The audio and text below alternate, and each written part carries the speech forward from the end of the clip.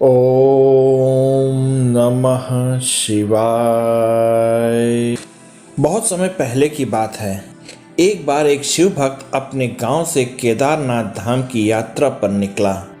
पहले के जमाने में यातायात के सुविधाएं न होने के कारण वो पैदल ही निकल पड़ा।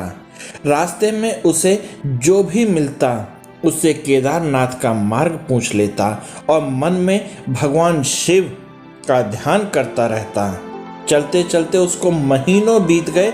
आखिरकार एक दिन वह केदारनाथ धाम पहुंच ही गया। केदारनाथ में मंदिर के द्वार 6 महीने खुलते हैं और 6 महीने बंद रहते हैं। वह उस समय पहुंचा जब मंदिर के द्वार बंद हो रहे थे। पंडित जी को उसने बताया वह बहुत दूर से महीनों की यात्रा करके आया है। उसने पंडित जी से प्रार्थना की, कृपा करके दरवाजे खोलकर मुझे प्रभु के दर्शन करवा दीजिए। लेकिन वहाँ का नियम है, एक बार बंद तो बंद, और नियम तो नियम होता है। वह बहुत रोया, बार बार भगवान शिव को याद किया कि प्रभु बस एक बार दर्शन करा दो। वह सभी से प्रार्थना कर रहा था, हाथ जोड़ रहा था, लेकिन किसी ने उसकी प्रार्थना नहीं सुनी। पंडित जी बोले, अब यहाँ 6 महीने बाद आना। 6 महीने बाद यहाँ के दरवाजे खुलेंगे। यहाँ 6 महीने बर्फ और ठंड पड़ती है। यह कहकर सभी लोग वहाँ से चले गए, लेकिन वह वहीं पर रोता रहा। रोते रोते रात होने लगी और चारों तरफ अंधेरा हो गया। लेकिन उसे अपने शिव पर पूरा विश्वास था कि वह जरूर कृपा करेंगे। उसे बहुत भूख और प्यास भी लग रही थी। तभी उसने किसी के आने की आहट सुनी। देखा एक सन्यासी बाबा उसकी ओर आ रहा है। वह सन्यासी बाबा उसके पास आकर बैठ गया। पूछा, बेटा कहाँ से आए हो? उसने अपना सारा हाल वृत्तांत सुना दिया और बोला, मेरा यहाँ आना व्यर्थ हो गया बाबा जी। सन्यासी बाबा ने उसे समझाया, खाना भी दिया और बहुत देर तक उससे बातें करते रहे।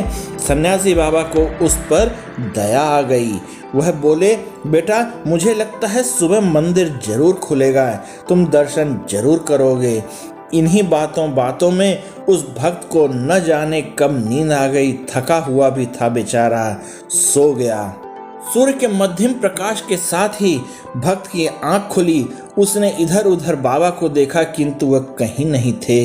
इससे पहले कि वह कुछ समझ पाता, उसने देखा पंडित जी अपनी पूरी मंडली के साथ आ रहे हैं। उसने पंडित जी को प्रणाम किया और बोला, कल तो आपने कहा था कि अब मंदिर 6 महीने बाद खुलेगा और इस बीच कोई यहाँ नहीं आएगा, लेकिन आप तो सुबह ही आ गए।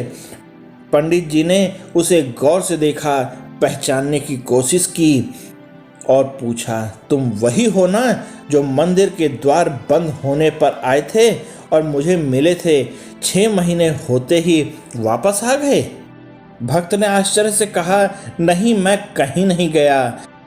कल ही तो आप मिले थे। रात में मैं यहीं सो गया था, मैं कहीं नहीं गया।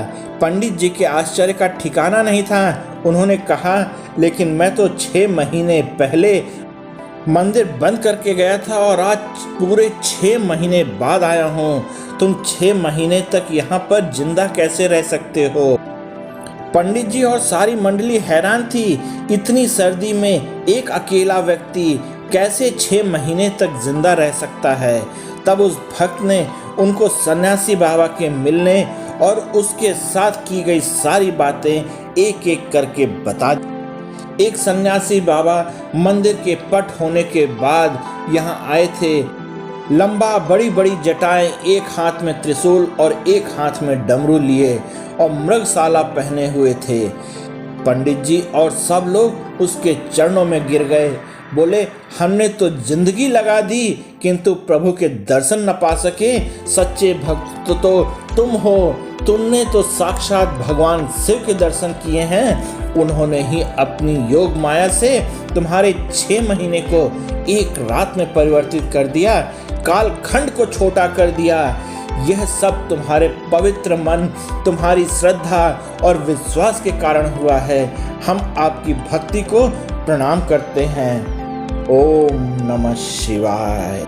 सही तो है, आज हिमालय में कितने ही साधु और सन्यासी योग साधना में तल्लीन हैं। उनको क्या सर्दी नहीं लगती, उनको क्या भूख प्यास नहीं लगती, लेकिन वो जिस समय साधना में बैठे थे, आज उनका भी काल चक्र छोटा हो गया है। कालखंड को भगवान ने उनके लिए छोटा कर दिया है और वो उनकी भक्ति में आज भी वैसे ही उसी रूप में तल्लीन बैठे हुए हैं। ऐसे योग साधकों को, ऐसे शिव भक्त को और ऐसे महायोगी को मैं दंडवत प्रणाम करता हूँ। अगर आप लोगों को यह कहानी पसंद आई तो कृपया लाइक, शेयर और सब्सक्राइब कीजिएगा और साथ ही घंटे वाले बेल को भी दबा दीजिएगा, जिससे कि आगे आने वाली नई कहानियों की नोटिफिकेशन समय पर आपको मिल जाए। धन्यवाद। जय हिंद दोस्तों।